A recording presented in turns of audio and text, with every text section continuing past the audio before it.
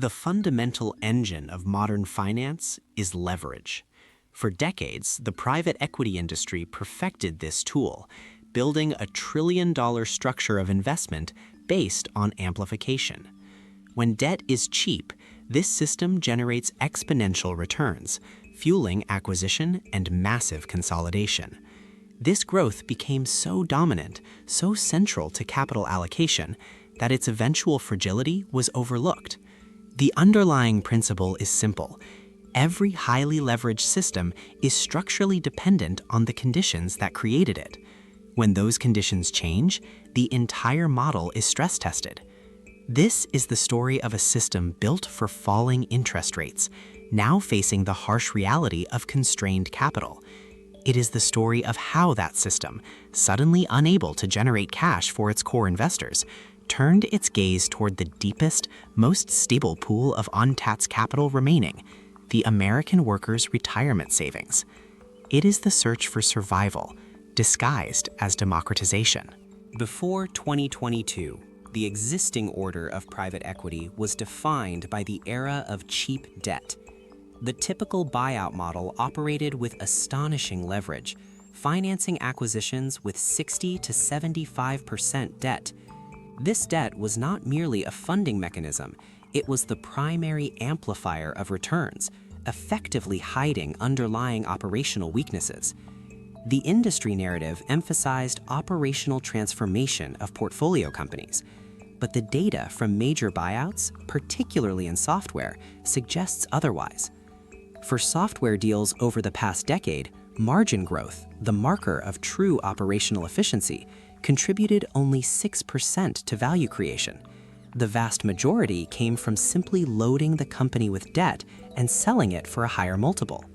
Stability was maintained through velocity, constant, profitable exits, allowing limited partners, such as pension funds, to receive cash distributions, DPI, and reinvest immediately.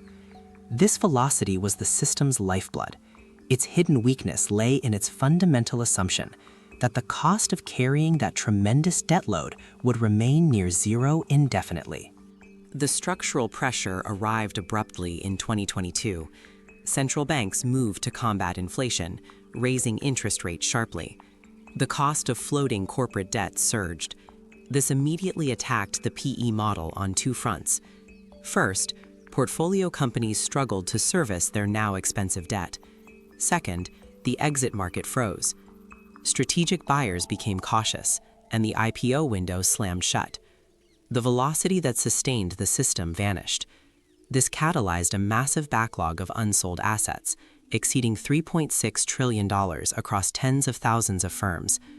The defining evidence of this liquidity crunch was the drop in cash distributions to investors, falling to 11% of net asset value, the lowest rate in over a decade. Faced with a lack of realized cash, PE firms relied instead on internal rate of return, or IRR metrics, based on infrequent valuations. This created a profound divergence. Investors received little cash, but were shown strong paper returns. Critics termed this practice volatility laundering, the illusion of stability masking underlying economic distress. The system was now cash poor and valuation rich. The current phase is defined by unresolved transition. Regulatory hurdles have been reduced, and the path for private equity to access the 401k market is established, reinforced by ongoing policy efforts championing access to alternatives. Yet, the core dilemma remains. The liquidity crunch continues.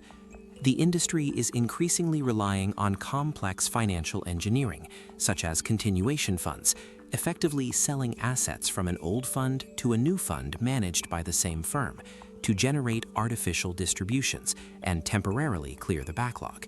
These tactics defer, rather than resolve, the ultimate problem of valuation. The future of the private equity model hinges on a single question: can operational alpha truly replace the tailwind of cheap debt? Can the $3.6 trillion in unsold assets find viable exits if borrowing costs remain high? If not, the capital raised from retail investors will serve not to diversify their portfolios, but to stabilize a system under profound structural duress. The cycle of power has shifted. Risk, once concentrated in institutional hands, is now strategically dispersed across millions of individual accounts. This distribution of fragility is the defining consequence of the system's desperate search for certainty.